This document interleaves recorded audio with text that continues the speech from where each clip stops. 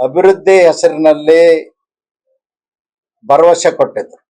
ಸಿದ್ದರಾಮಯ್ಯನವರಂತ ಮಹಾ ಮೋಸಗಾರರು ಯಾರೂ ಇಲ್ಲ. ಅವರು 2013ರಿಂದ 18 ಚುನಾವಣೆ ಸಂದರ್ಭದಲ್ಲಿ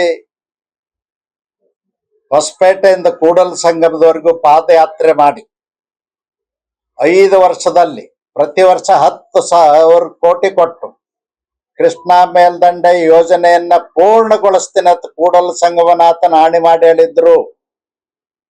ಏನೂ ಮಾಡಲಿಲ್ಲ. 2018ರಲ್ಲಿ ಸೋತ ಮೇಲೆ ಅವ್ರಿಗೆ ಜ್ಞಾನೋದಯ ಆಯ್ತು. ನಾವು ಜನರಿಗೆ ಮೋಸ ಮಾಡಿದ್ವಿ, ನುಡಿದಂತ ನಡೀಲಿಲ್ಲ, ಅದಕ್ಕಾಗಿ ಸೋತಿದೀವಿ ಅಂತ ಹೇಳಿ ಜ್ಞಾನೋದಯ ಆಗಿ ವರದಿ ಕೂಡ ಕೇಂದ್ರಕ್ಕೆ ಸಲ್ಲಿಸಿದಾರ, ಅವ್ರ ಪಕ್ಷದ ಕೇಂದ್ರ ಕಚೇರಿಗೆ. ಮತ್ತೆ ಇದೆ 2023 ಚುನಾವಣೆಯಲ್ಲಿ ಸಿದ್ದರಾಮಯ್ಯನವ್ರು ಹೇಳಿದ್ರು. ಏನ್ ಹೇಳಿದ್ರು? ಬಿಜೆಪಿ ಅವರು ನೀರಾವರಿ ಯೋಜನೆಗಳನ್ನ ಪೂರ್ಣಗೊಳಿಸಿಲ್ಲ, ನಾವು ಪ್ರತಿ ವರ್ಷ ನೀರಾವರಿ ಯೋಜನೆಗಳಿಗೆ ನೀರಾವರಿ ಇಲಾಖೆಗೆ 50,000 ಕೋಟಿ ಅನುದಾನ ಕೊಟ್ಟು ನಾವು 5 ವರ್ಷದಲ್ಲಿ ಎಲ್ಲ ನೀರಾವರಿ ಯೋಜನೆಗಳನ್ನ ಪೂರ್ಣಗೊಳಿಸ್ತೀವಿ ಅಂದ್ರು. ಒಂದೇ ₹1 ಕೊಟ್ಟಿಲ್ಲ, ಏನೂ ಆಗಿಲ್ಲ.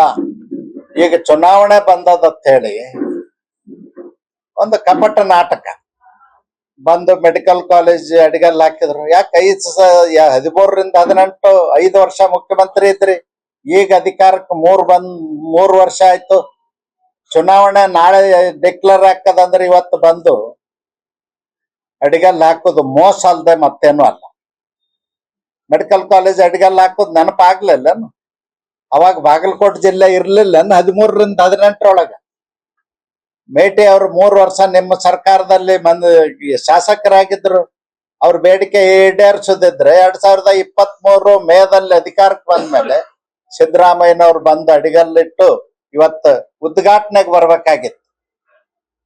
ಉದ್ಘಾಟನೆ ಬಂದು ಮೇಟಿ ಅವರ ಕನಸನ್ನು ನನಸು ಮಾಡಿ ಅಂತ ಹೇಳಿದ್ರ ನಾನು ಶಾಬಾಸ್ ಅಂತಿದ್ದೆ. ಮತ್ತೆ ಇದು ಒಂದು ಮೋಸನೇ.